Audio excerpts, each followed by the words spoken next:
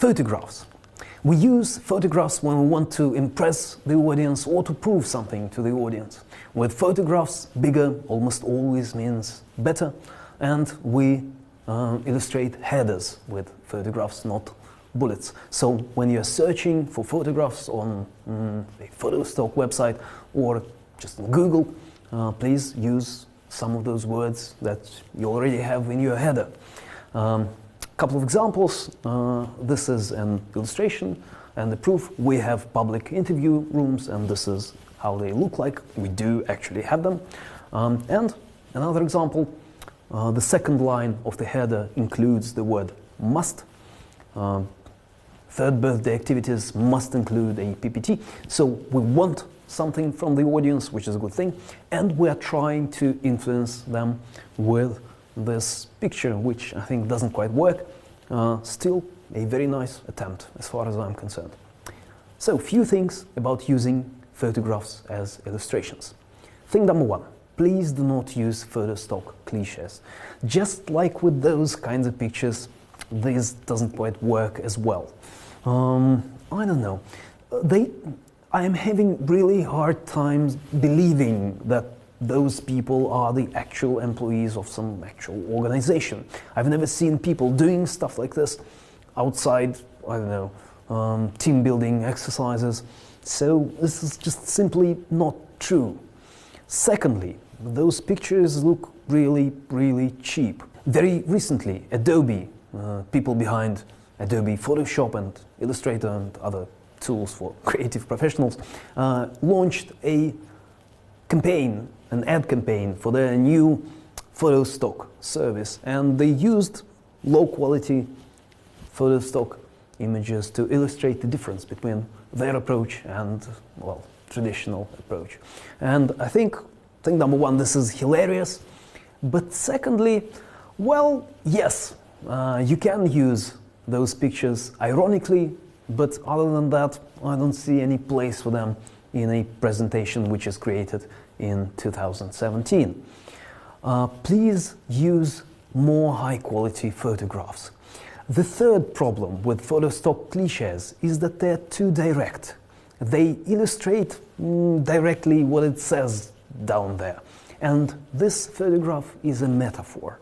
It sort of moves the audience into some other spaces, which I think is ultimately a good thing. This is a work of art, after all, and when we're trying to influence the audience emotionally, our best chances, I think, lie with art and not with just direct pictorial representations of whatever we're saying. So, of course we're not children. Of course we're not children playing soccer or football in other countries, in most countries actually. Yeah, we understand that, but this is a metaphor, and I think this is warm, this is emotional, and it works and it influences people on this deep gut level. Maybe you can go too far in your quest for perfect metaphor for your idea. Maybe, yeah, I don't know. I think the best metaphor is the metaphor which everyone except for one person in the room gets. Second point. With photos, bigger almost always means better.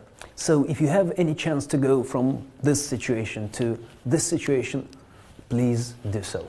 If you have any chance to go from this situation to this situation, or maybe even to this situation, please do so.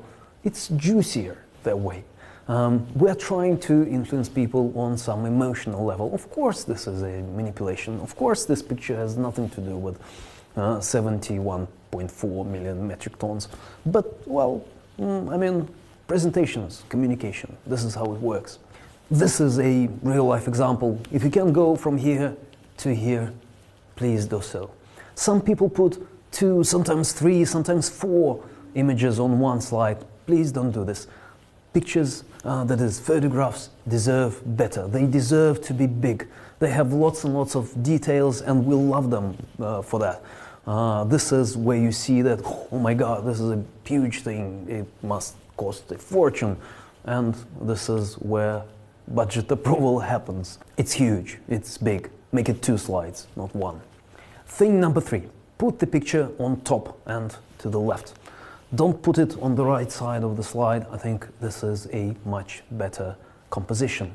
If you want the picture to be in the foreground and not in the background, move the header to the lower part of the slide.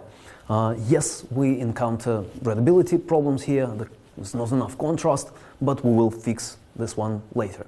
The easiest way to fix that would be with the shadow, which doesn't quite work in this particular situation, but in other situations it might work. And this is actually pretty much the only situation where shadow does have a functional meaning.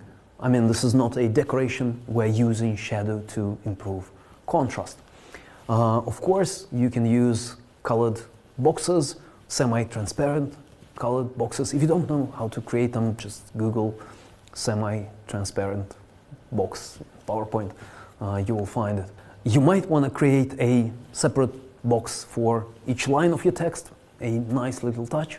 And if you want the picture to be in the background and not in the foreground of your slide, you might want to place your text in the middle and create a bright geometrical box or circle, any other geometrical form would do, and maybe dim the background, desaturate it, make it black and white, or maybe, move it even more to the back. Another little trick which you might want to use is to create a semi-transparent box which is 100% transparent at the top and 50% transparent in the bottom, and overlay your background photograph with a box, and this will produce a very nice contrast with black and white text. But overall, of course, my big advice would be to avoid photographs with central composition and instead use photographs which follow the rule of the thirds, where you have plenty of space to write on. The photographer sort of thought about you when he was producing this picture. Everything that you want to do, you can do on this big patch of this blue sky. You can go crazy with typography, not really recommended. This is a more or less ideal photograph to write on. You can write almost anywhere you want. I know you always cannot see the power plant, but people get the general idea. Thing number 4. Please be careful with isolated people. Now, what I mean by that is that there are pictures which are isolated on white. They have white or transparent background, and sometimes people put them somewhere in the middle of the slide, cutting half of their body with the white space. Well, some people have very vivid imagination, like I do sometimes, and my vivid imagination always produces this part of the photograph. Now, if you want to cut other people's limbs, I totally support it, but please do so with the screen border and not with white space. And once again, following rule of the thirds in your composition is probably a good idea. Don't try to be over precise about this, but follow this generally. This is a real life example. I know. What are they thinking? Where young female is screaming in terror because she's being cut in half, and slightly changing the composition, putting the picture on the left side of the slide, and putting it directly above the box, which is there for no reason at all. We can improve the overall situation. Of course, another way to improve the situation would be to make the box smaller. And thing number 5, using screenshots. Sometimes people produce screenshots to support whatever they're talking about, which is really nice, but another thing which is nice is to show us borders of the screenshots, because that sometimes is confusing. Adding shadows looks cool, but also another cool thing would be to make the screenshot bigger, as big as possible. This is always a problem, people cannot see what is going on there. Now, using arrows or geometrical shapes is really nice to highlight whatever it is that you are talking about exactly on this particular screenshot.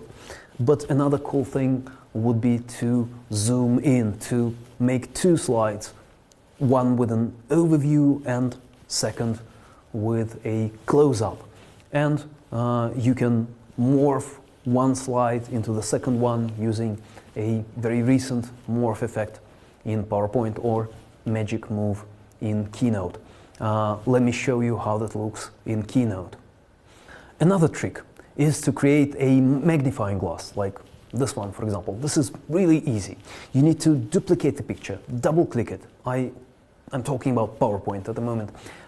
Picture format toolbar will open, and then you need to find the crop button and press the little black triangle right next to the crop button. It's highlighted with red here. And then choose crop to shape and oval, for example. And in Keynote, it's format, image, mask with shape, and then oval. And that would create a circular cutout, which you can magnify, add a shadow to it, and then put above the image, and then dim the image itself, which looks kind of cool. It does take a bit of time, but I think it's totally worth it.